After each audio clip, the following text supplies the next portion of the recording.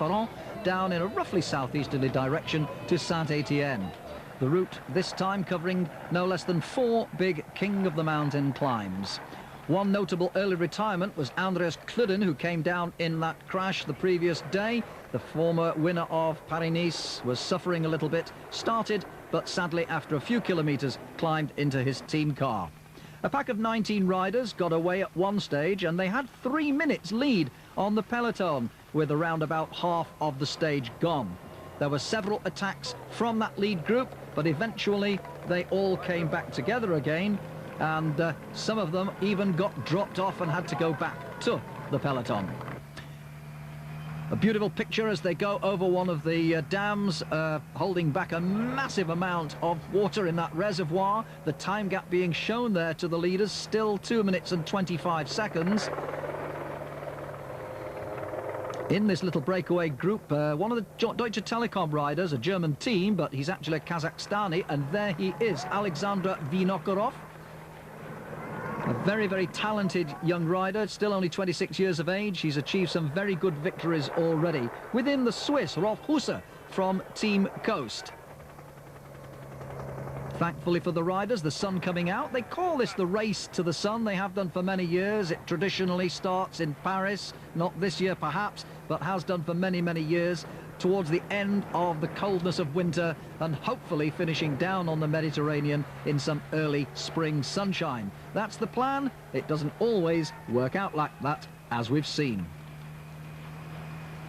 That's Christophe Agneluto, the Frenchman who gave the French followers of bike racing something to cheer about in the Tour de France last year when he won a stage, the first Frenchman to win a stage in that big tour, their own tour, for some 3 years, incredibly. So he was a hero for a few days. And the time gap now between the leaders and the main peloton coming down rapidly as they get ever nearer to Saint-Étienne. But Vinokurov still looking full of fight in the pink and black colours there of the Team Telekom.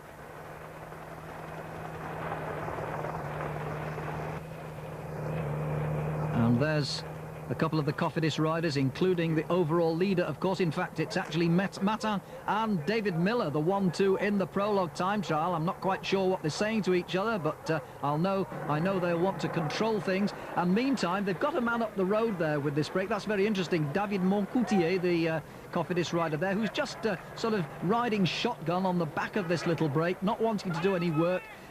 Hopefully doing a good job of work for the rest of the Cofidis team. But now, look at this. We've got an attack here by Vinokurov, who doesn't obviously want to have Moncoutier sitting on his back wheel. And Laurent Dufaux, a former runner-up back in 1997 behind Laurent Jalabert in this great race. Dufaux's gone with him, so we've got Vinokurov and Dufaux. And this could cause problems because these two riders are both class acts.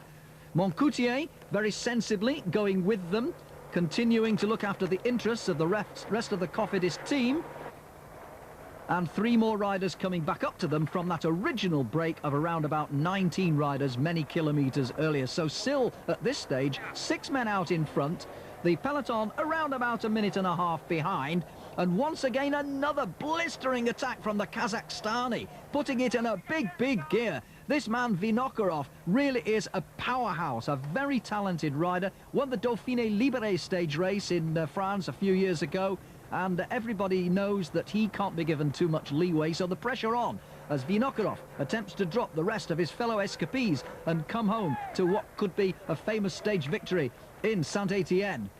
The peloton following, 1 or 2 of the Mercury team, the American Mercury team, trying to get a chase going there as Vinokurov still persists with his attack. Coming around the last left-hand corner then, into the home straight. Vinokurov still out on his own, but he appears to be dying a little bit of a death. Behind him, the sprint is on the other side of the road. Bartali's there, so too is Van Petegem. Van Petegem coming through now, can he hang on? The Kazakhstani is frustratingly beaten just by an inch or 2 by the Belgian Van Petegem for the Mercury team, and look how much is in it, only about a bike length. And Vinokurov bangs his bars in frustration, settling for second place. Van Petegem then taking the stage with Frigo, Bartali and Schmil just behind in that sprint. And this race has a new leader at the end of day 2, the Belgian Peter Van Petegem. A 10-second bonus taking him above Jörg Japsche, Raimondo Rumsas and Daniel Frigo, with Schmil and Ertz just behind.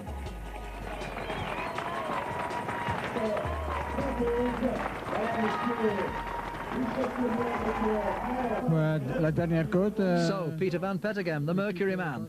On the last climb, he says Bartoli's team was going very well. It was very hard for me with Schmiel and Bartoli in the final sprint. They were going very, very fast. All I wanted to do was catch Vinokurov. I was very close to Schmiel at one time. I couldn't get past him. But then in the last 150 meters, I just gave it everything I'd got.